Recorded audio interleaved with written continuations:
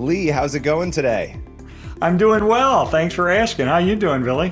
I am doing well, and you've got a lot going on. You have a new documentary coming out, The Case Yeah. for Heaven, and you've done a lot of case books, and every one I love them. I can't put them down.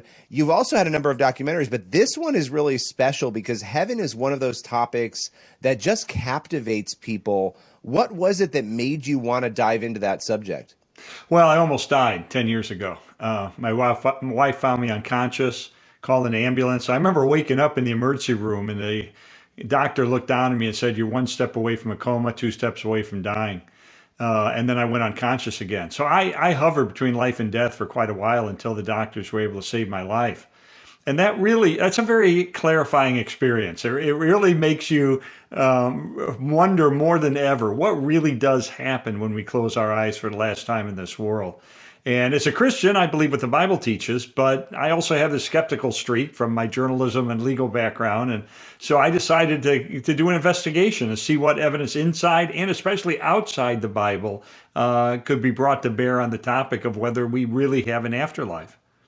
So I want to get into that, but how did that experience in the immediate, because obviously it made you think more about heaven, right? Which is Yeah. a natural progression from that. How did it change you just in like the days and the weeks and the months that came after that? Well, it's interesting. Somebody said to me, heaven is like having a vacation on your calendar. And this is what happened to me after that experience. What he meant by that is, let's say you're having a hard time at work and the boss is breathing down your neck. You got a bunch of projects that are due. The workload is heavy. You're kind of depressed about it and so forth. But if you've got a vacation coming up in Maui for 3 weeks and it's going to come in 2 months, you can deal a little better with the Exactly. present difficulties. And when you know heaven is on your calendar for the future, you don't know when, but you know heaven is on your calendar for the future, it really does help you get through the difficulties and struggles of everyday life. And I found that to That's be true. that's a great point. And like you always do, it led you into investigating, which is what I Yeah. love. You are, probably my favorite author, honestly. And I'm Oh, not thank just saying you. that to you. I've Oh, told you that's this nice. before because what you do, it's I'm captivated by it. Taking something, diving into it, breaking it apart, helping people understand it and finding evidence, which is really important for our faith. So you go through this process. Yeah. And by the way, we're talking about the documentary, which Yeah. hits theaters April 4th, 5th, and 6th. There's also the book as well, The Case for Yes. Heaven.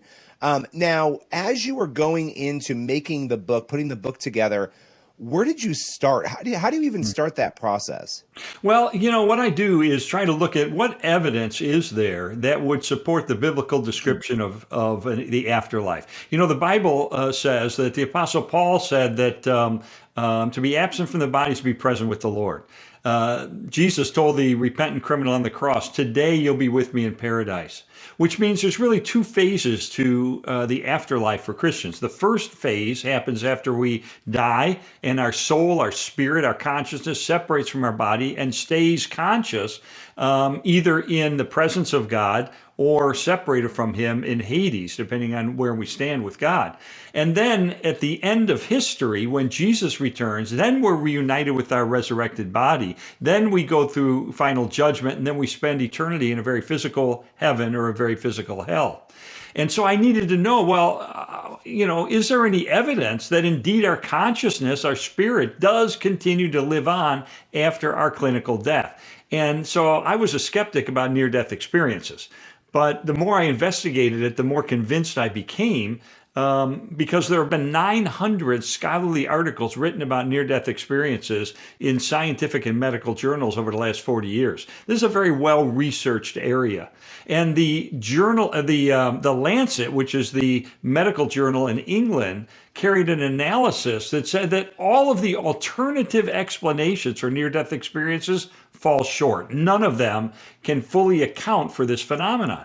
So what I looked for was corroboration. Anybody could say, "Oh, I died and I met Jesus and he's 5'10" and got a great smile, nice guy." I can't confirm that. I have no idea. But if I could find corroboration, if people could see things or know things or experience things in this out of body experience that would be impossible unless it were true, that would be confirming that indeed our spirit does live on.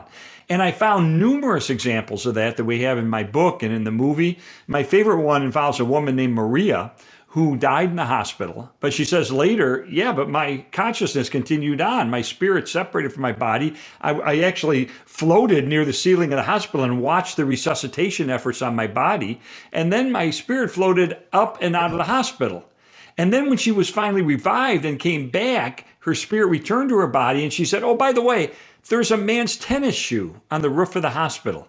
And it's dark blue, it's left-footed, there's some wear over the little toe, and the shoelace is tucked under the heel. So they go up in the roof of the hospital and they find it exactly as she described it.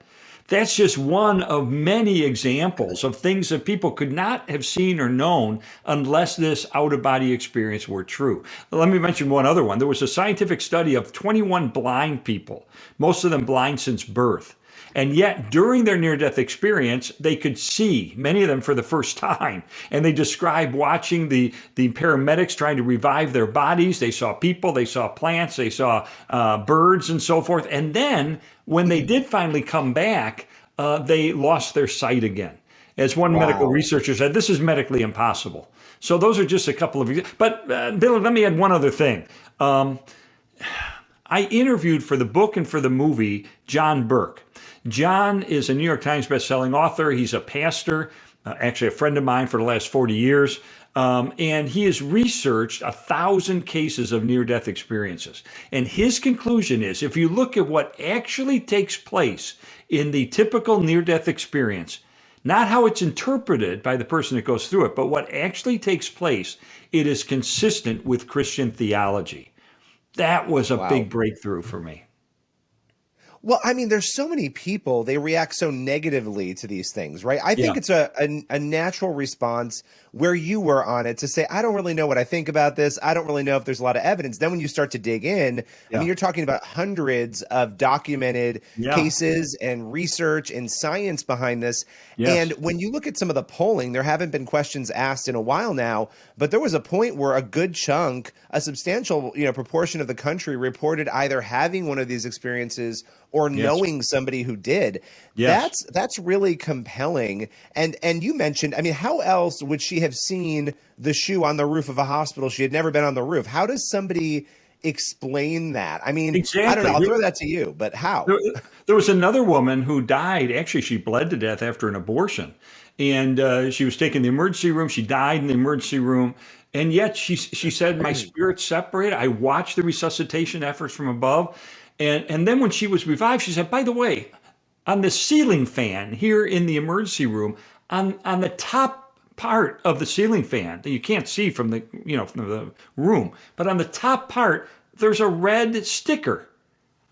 So they got a ladder and they looked up there, and sure enough, just as she described it, there was this red sticker that she could not have seen from her position on the gurney in the emergency room. So these are just a few examples. There was another example of a 7-year-old girl who drowned. She had 0 brain waves. She didn't breathe for 20 minutes. She was clinically dead at the time. She later did survive and come back. But during the time that she was clinically dead, they were keeping her body alive in the hospital. And she said, yeah, but I was awake the whole time. She said, one night when my parents visited me, I followed them home. And she was able to describe what they were wearing, what they had for dinner that night, what toys her brother and sister were playing with, and what room they were in, where her father sat on the couch. I mean, things that she could not have known unless she authentically had an out-of-body experience. So people go to the theater, they watch this, right? Coming up here, April 4th, 5th, and 6th. When they go to see it, when they're done, when the curtain closes, what are you hoping that they're taking away from it? Well, you use the word I would use, which is hope. I hope they experience hope. I hope they walk away saying there is more than this world. There is a world to come, and it is more vibrant. It is more exciting. It is more adventurous. It is more creative. It is more wonderful than this world that I'm currently in. And I hope that for believers, it deepens their faith and makes them long even more for heaven. And I hope for people who aren't Christians that they begin to take seriously what the Bible teaches about heaven and about hell, because we have an experience in the film interview with Howard Storm, an atheist who experienced hell when he had his near-death experience and called out to Jesus, and Jesus rescued him. So powerful was this to him that when he recovered, he not only renounced his atheism and became a Christian, he became an ordained minister and is now the pastor of a little rural church to this day. So, Wow. these are life-changing experiences where people have gone through, and I hope people walk out of the movie saying, you know what, maybe my life should change as well. Yeah, people don't always talk about the hell stories, right? The Yeah. heaven stories get a lot more attention, obviously, but that is really interesting. And I know one of the debates, is God giving people these images of it, or are they actually visiting it? I don't know if Yeah. you have any insight on that or thought on it, Well, but that's an interesting part of the debate. it is. And, I think there's a lot we don't know about these experiences, but it's very real to the people who go through them. I mean, a lot of people who go through the hellish experience don't want to talk about it. They have post-traumatic stress. I mean, Howard Storm said this was worse than any horror movie has ever been filmed. He said, I was reduced to roadkill by these demons. And it really affected him and changed his life. I think there's a lot of people, too, who have a hellish experience who suppress it. They don't want to. They don't want to remember it, and they would rather not dredge it up once more. And it's embarrassing to say, "Oh yeah, I died. I went to hell." Right. You- Right. So Even the heaven stories are hard for people to, I mean, we know, you yeah, know this. It's hard sometimes interviewing people, and you and I have interviewed a lot of people who have yeah, gone through these things. There are people who sometimes won't publicly talk about certain yeah. experiences because they're afraid of that ridicule.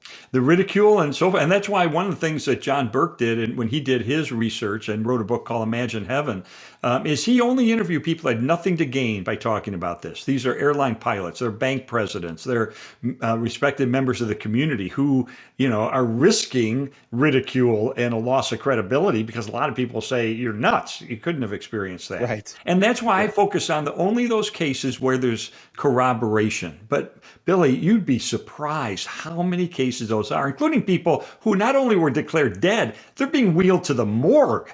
And yet they revive and are able to describe Amazing. the jokes that the doctors told in the emergency room when they're trying to revive them to try to release the tension in the room, and what ties they were wearing and so forth. Things they could not have known because they were clinically dead. All right. So last question for you. This is coming at an interesting time. There's war. I mean, there's always chaos in the world, but it does feel like right now the chaos is very heavy. And, why do you think that this time, God does everything for a reason? You came to this project, put the book out. Now the film is here. Speak a little bit about the time we're in and how you think Yeah. that might spark interest in this. Well, in God's timing, the book came out just during the pandemic, as the pandemic was kind of beginning to wrap up. And, 29% of Americans know someone who's died during the pandemic. My brother died during the pandemic. And so we have a lot of people who are thinking about death who wouldn't normally. Like Leslie and I were at a restaurant and the waitress started to cry. And we said, what's wrong? And she said, I'm sorry, I almost didn't come into work today. We lost a family member to COVID. And you could see the anxiety and apprehension in her eyes. She's 18 years old or so. She probably never thought about death. Why? She's a kid. She's a youngster. Right. She's a teenager. Why should she think about? But now death has come knocking on her family's door. Now she wants to know. Now she's concerned. So I think in God's timing, this is an opportunity for people to get some assurance that what the Bible talks about in terms of an afterlife is confirmed by neuroscience, by the existence of the soul, by near-death experiences and so forth, and is credible and should be believed. Well, Lee, thank you so much. As always, the film is The Case for Heaven. It's thecaseforheavenmovie.com. Thanks for joining me. My pleasure. God bless you, Billy.